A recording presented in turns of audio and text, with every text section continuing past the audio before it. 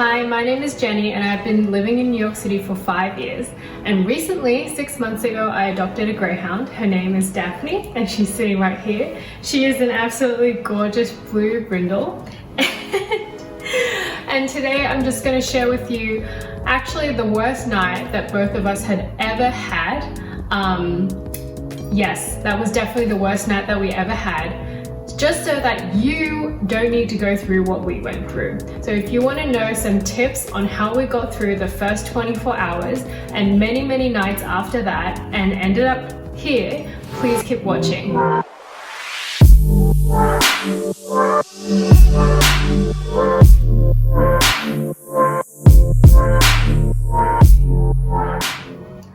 Okay, so before I tell you what happened at nighttime, before I tell you what happened at night, I think it's worth giving you context about what happened on that first day. The first 24 hours.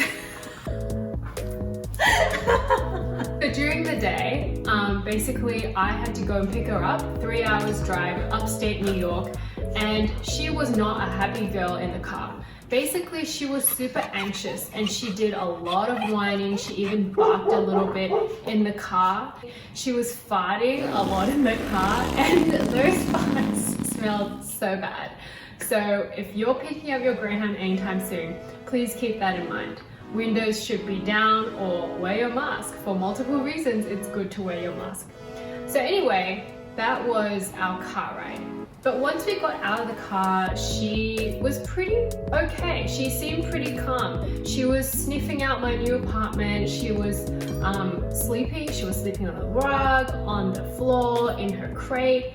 And so I thought, okay, as a first-time dog mom, I was like, okay, this is gonna be all right. We're gonna be good tonight. That was so wrong. And beware. Even though your rescue dog or your adopted dog during the day as you walk them might seem pretty happy, I'm telling you there might be a turn of events during the night. So anyway, we spent the whole day together. She was getting to know her environment.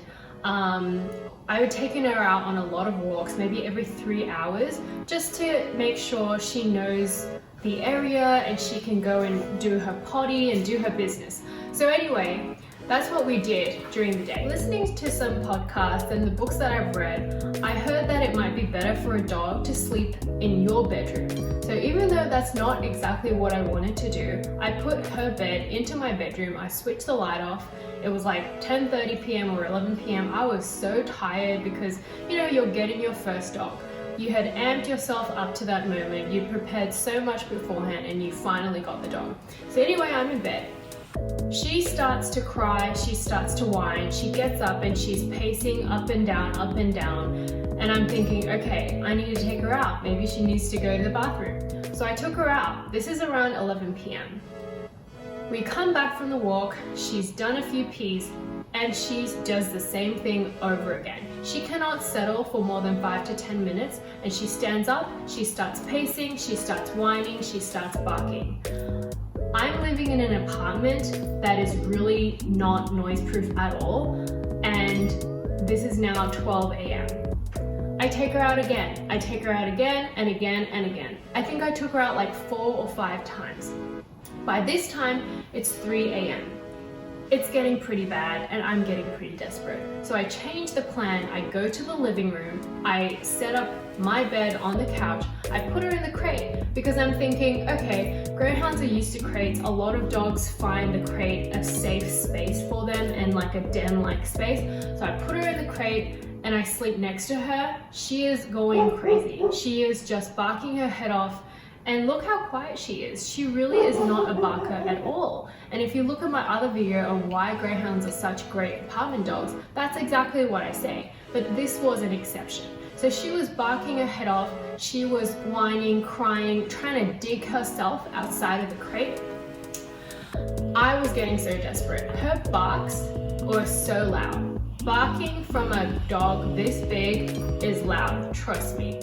This is not what you want in an apartment situation, or if you're in a small suburban neighborhood and you guys can hear your neighbors, this is not what you want.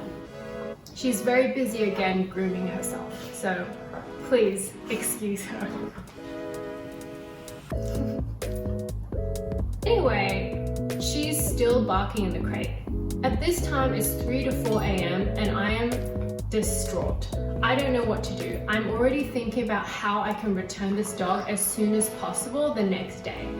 And it was a logistical nightmare. So I'm texting all the greyhound moms I know, also from the southern hemisphere, because I know that they are awake when I'm meant to be sleeping. So I'm texting, I'm asking, oh my God, I don't know what to do. How do you get your greyhound to stop crying and barking? I just had no idea.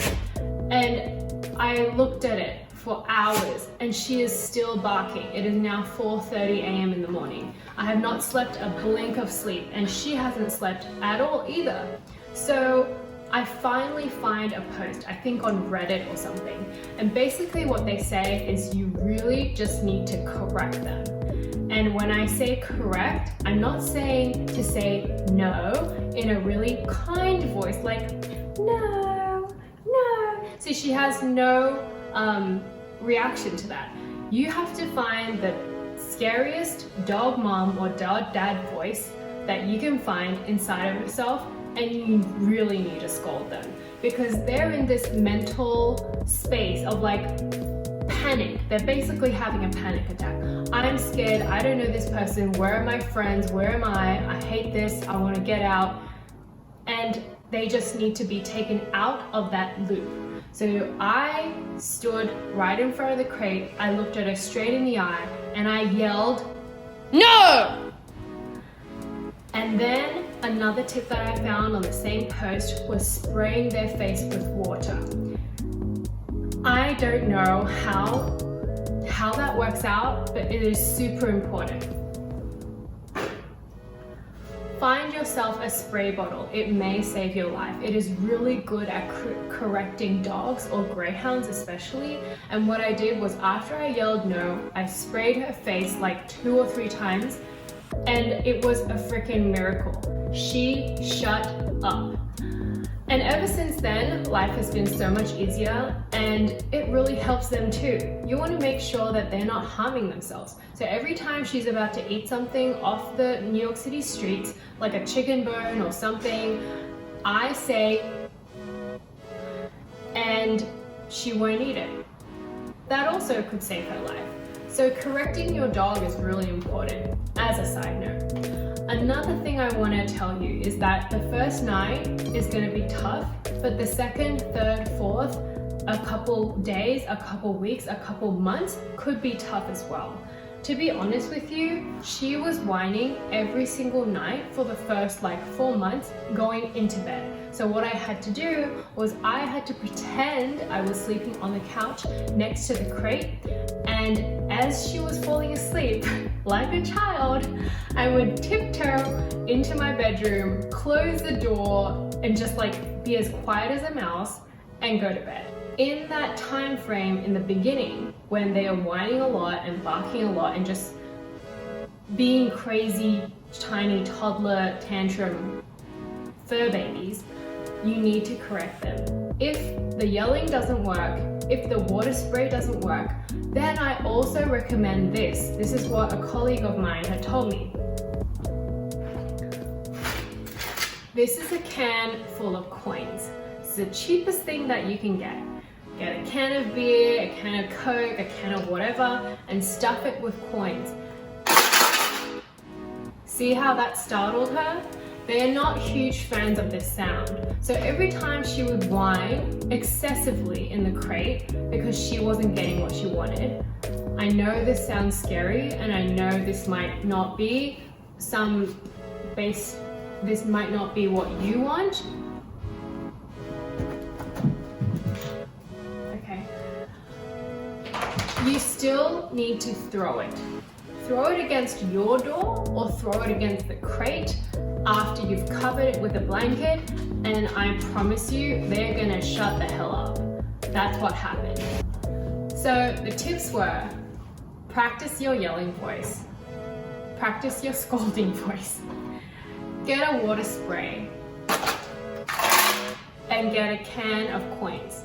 This has helped me so much, and I know that it might help you too. I just don't want you to have the worst night of your life like I did. If you enjoyed this video, if this was useful to you, please subscribe, click the button right here, give me a thumbs up, ask me any questions in the comments. I'm not a vet, I'm not a super seasoned dog mom, but as an amateur dog mom of 6 months, there is so much that I learned and so much that I wish people had told me, or books or podcasts, and sometimes people just don't experience what you experience. But if you are going through this might help you. Don't give up, don't return your dog. You can do this, and they can do this too.